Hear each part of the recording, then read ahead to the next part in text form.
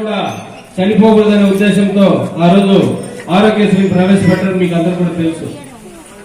అదే కోవలో ఈవేళ జగన్మోహన్ రెడ్డి గారు గతంలో ఇక్కడ పెద్దవాళ్ళందరూ కూడా ఉన్నారు, వృద్ధులు కూడా ఉన్నారు, ఎంతో మంది వాళ్ళు కూడా ముఖ్యమంత్రులు చూసింటారు. ఏ ముఖ్యమంత్రి కూడా ఇటువంటి కార్యక్రమాన్ని చేపట్టలేదు.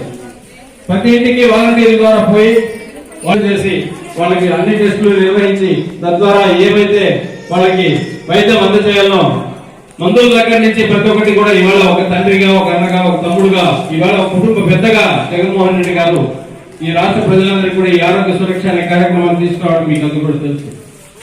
ఎందుకంటే ప్రజల సంక్షేమాన్ని, ప్రజల కాంక్షని, ప్రజల శ్రేయస్సుని, ప్రజల బాగోగుల్ని, ప్రజల కష్ట నష్టాలని చూడాలంటే ఒక రాజశేఖర రెడ్డి గారి కుటుంబం తర్వాత ఎవరైనా. ఎందుకంటే రాజశేఖర రెడ్డి గారు ముఖ్యమంత్రి అయిన వరకు కూడా రాజకీయాల్లో కావచ్చు, ప్రజా సంక్షేమంలో కావచ్చు, ప్రజా అభివృద్ధిలో కావచ్చు ఒక రకమైన ఒరవడి ఉండేది. దాన్ని మార్చి ప్రజలందరినీ కూడా ప్రజా పరిపాలనకు దగ్గర చేసి ప్రజల్ని భాగస్వాములు చేసి ప్రభుత్వం నుంచి ఎటువంటి సదుపాయాలు అందజేయాలి, ప్రభుత్వం అంటే ఏంటి,